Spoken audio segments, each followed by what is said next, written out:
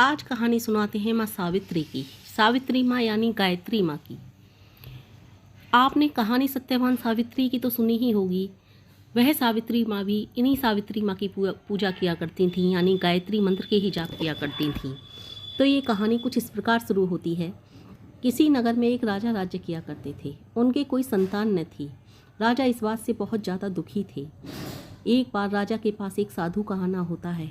राजा अपनी सारी व्यथा साधु को सुनाते हैं कि मेरे पास कोई संतान नहीं है। साधु को राजा की हालत देखकर दया आ जाती है। साधु राजा को समझाते हैं कि आप माँ सावित्री की पूजा कीजिए, यानी गायत्री मंत्र के जाप कीजिए। साधु की बात सुनकर राजा नित्य प्रति माँ सावित्री की पूजा करते बड़े ही विश्वास, धैर्य व श्रद्धा के साथ वे माँ सावित्री की पूजा किया करते। सावित्री माँ को एक दिन दया आई और उन्होंने उन्हें एक बहुत सुंदर कन्या प्रदान की। वह कन्या धीरे धीरे बड़ी होने लगी। वह कन्या माँ सावित्री के आशीर्वाद से प्रकट हुई थी, इसलिए राजा और रानी ने उस कन्या का नाम सावित्री ही रख दिया। सावित्री जब बड़ी होने लगी तो राजा को सावित्री के विवाह की चिंता होने लगी। राजा के पास सावित्री आई और सावित्री बोली, पिताजी आप चिंतित क्यों हैं? राजा बोला, जब कन्या जवान हो जाती है तो पिता को चिंता होती ही है, लेकिन हमने तय किया है सावित्री हमारी बेटी अपने आप स्वयं वर ढूंढेगी। सावित्री ने जब यह सुना तो पहले तो मना किया कि नहीं पिताजी, आप जो सुयोग्य वर ढूंढेंगे मैं उसी के साथ शादी कर लूँगी। पिता ने कहा, नहीं बेटी, हमें तुम्हारे सुयोग्य वर कोई मिला नहीं, इसलिए हमने यह फैसला किया है कि तुम जो भी वर ढूंढ के लाओगी हम उसके साथ तुम्हारे विवाह कर देंगे। सावित्री यह सोचकर और सुनकर चल पड़ी अपने योग्य वर ढूंढने। सावित्री को कोई अपने सुयोग्य वर न मिला। कई राजा देखे, राजकुमार देखे, किसी में छल कपट प्रपंच तो किसी में कुछ। वह माँ सावित्री के आशीर्वाद से प्रकट हुई थी। गायत्री मंत्र के जाप किए थे उन्होंने, तो वह इस तरह के राजकुमार या राजा या फिर किसी युवक को किस तरह पसंद करती। तब सावित्री थक हार कर बैठ गई। माँ गायत्री के ध्यान करने लगी और गायत्री मंत्र के जाप करने लगी। काफ़ी देर तक जाप करने के बाद उन्हें सुध लौटी और वे जंगल की तरफ निकलने लगीं। जब जंगल की तरफ गईं तो वहाँ उनकी भेंट एक लकड़हारे से हुई। वे लकड़हारे के पास गईं और जाकर उससे वार्तालाप करने लगीं। वह लकड़हारे की खूबसूरती कद काठ को देखकर काफ़ी मोहित हो गईं। उन्होंने लकड़हारे से कहा, तुम ये लकड़ियाँ क्यों चुन रहे हो? लकड़हारे ने कहा, मेरे गरीब माता पिता के जीवन निर्वाह के लिए। यह सुनकर सावित्री बोली, तुम देखने में तो लकड़हारे नहीं लगते, किसी राजकुमार की संतान लगते हो। तब उस लकड़हारे ने कहा, हाँ तुमने ठीक कहा, मेरे पिता भी एक राजा हुआ करते थे,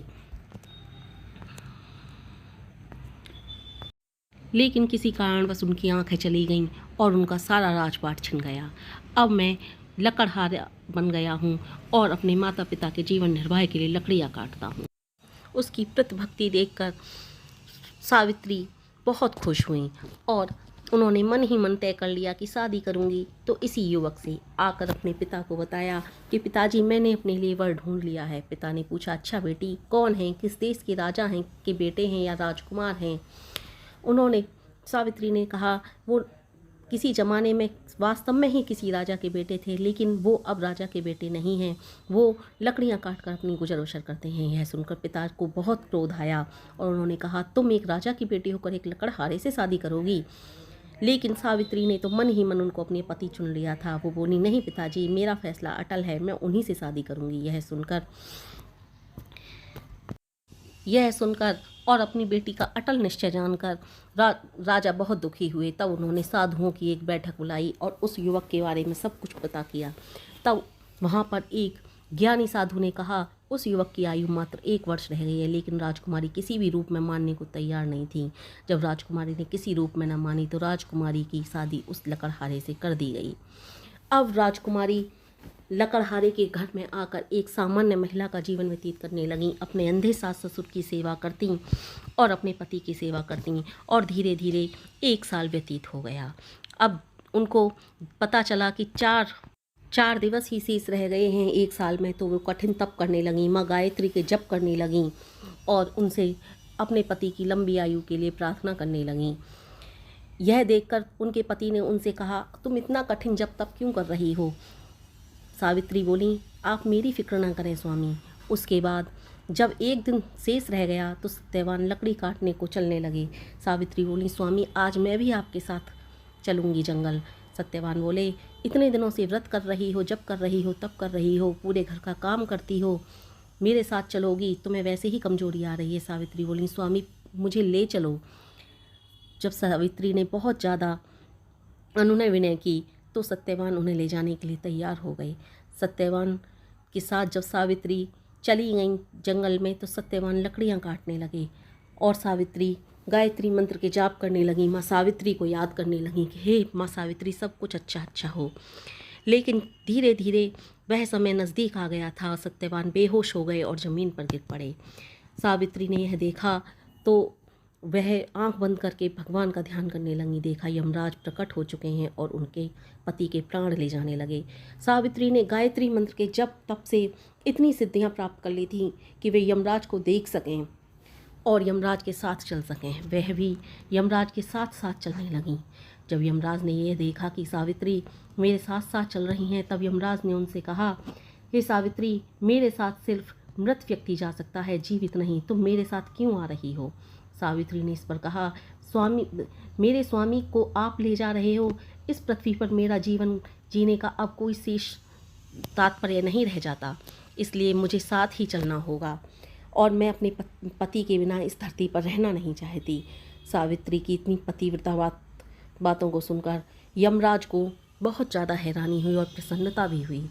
तब यमराज ने कहा, सावित्री तुम मुझसे कोई भी 3 वर मांग लो और लौट जाओ। सावित्री ने मना कर दिया कि मुझे कोई वर नहीं चाहिए, मैं सिर्फ अपने पति के साथ ही जाऊंगी।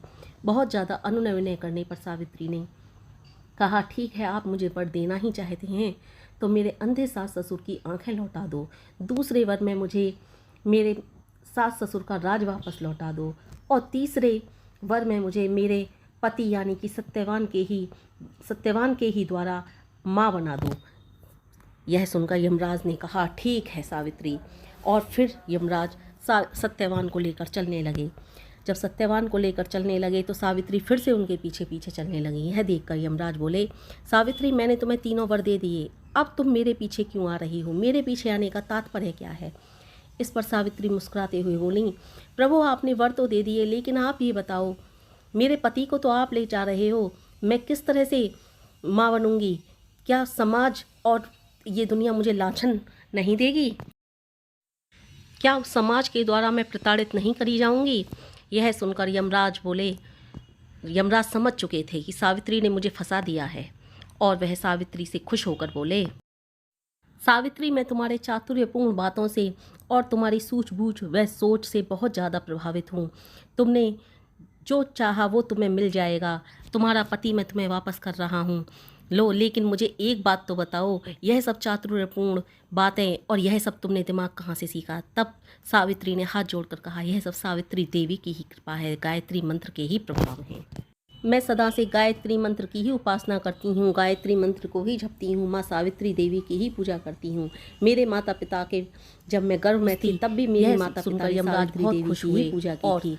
इस तरह की बातें सुनकर यमराज बहुत ज़्यादा प्रसन्न हुए और उनसे कहा कि मैं तुम्हारे पति को तुम्हें वापस दे रहा हूँ। जाओ सावित्री, तुम इस लोक में सुख भोग कर आगे वाले लोक में भी सदा ही खुश रहोगी।